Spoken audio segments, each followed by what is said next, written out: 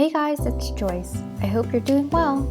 Since summer season is here and flowers are in full bloom, I think it's only fitting that I share 4 floral photo ideas you can try at home.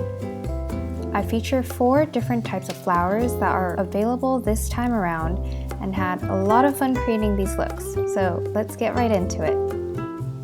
For the first look, I used dianthus flowers. I found these fresh flowers from my local supermarket for really cheap. Next, you will need a pair of cutting shears to snip off the petals from its bud. Cut as many as you think you need. I cut a bit too much than I anticipated and ended up only using a third of these. Apply eyelash glue onto your skin. I've linked the exact one I use in this video in the description below. This is a very strong one, so you only need a little amount. Afterwards, I created a flower pattern with my freshly cut petals. The eyelash glue dries pretty quickly, so you will have to work a little quick here. Repeat the whole process and make sure the petals are stuck in place. These petals were particularly small, so if you decide to do this idea, I'd suggest choosing flowers with bigger petals like pansies or peonies.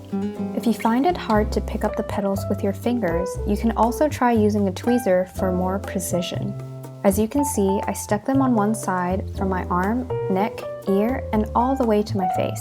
And there you have it, my complete look for floral body art.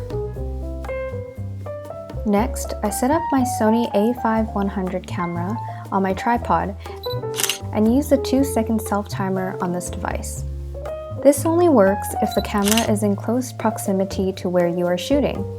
I then decided to switch to my 50mm lens, but this means the camera had to be further away. So with this, I connected my phone to the camera as a remote. This lens is particularly good for face portraits and more close-ups. I also love using this lens to shoot some of my B-roll footage.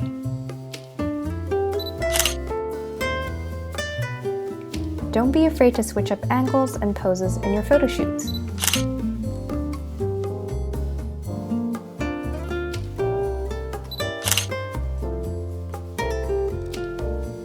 I find that some of the best shots come out after I've switched up a pose or a camera angle.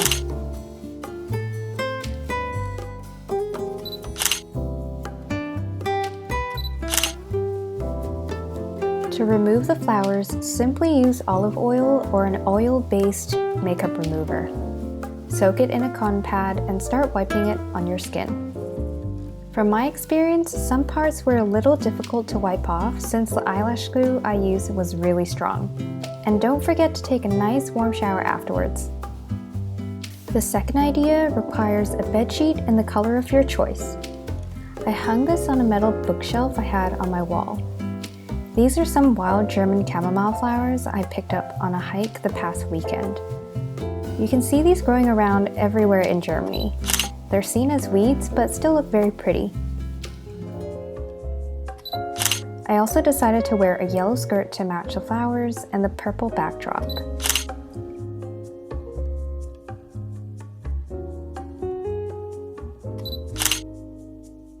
Lilac also seems to be the color of the season right now, so if you're in doubt of which color to pick, you can try this one.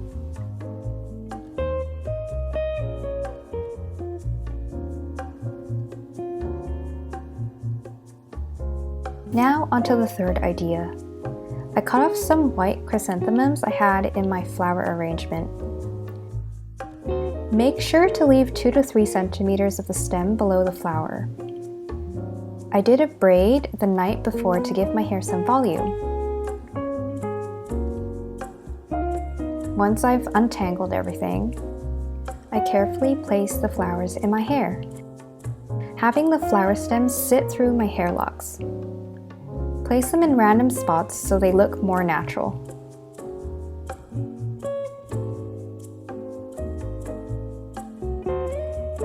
Now I'm just trying to get the angle right.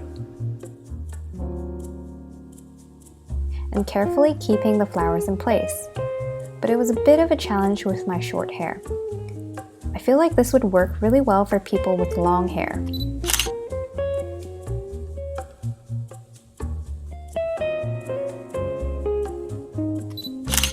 So with the remainder of the flowers I didn't snip off, I used as a prop so my hands have something to do in this photo.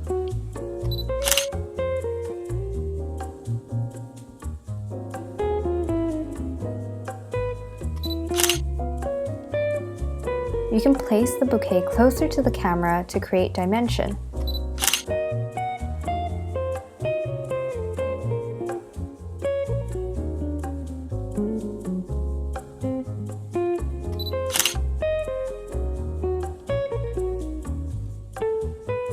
For the final idea, this is for those who want to enjoy their flowers a little longer and not cut them. I'm using peony petals that have fallen off over time. Spread your petals all over a surface like a bed or your floor. So unfortunately, my phone wasn't recording anymore, so I didn't have any more footage. I had to do a reshoot without the petals. So just imagine there are petals scattered everywhere here. I picked a pink cardigan to match with the petals and the white dress to create a relaxed and romantic look against the white bed sheets. I feel that the outfits you put together should either create contrast or harmony with the environment you shoot in, so don't forget to experiment. And that's a wrap! I hope you enjoyed watching this video process as much as I enjoyed making them. If you're interested, I've also linked more self-timer photo tutorials I've done in the past in the description below. Don't forget to like and subscribe, and tag me on Instagram if you decide to create any of these looks. Until next time, bye!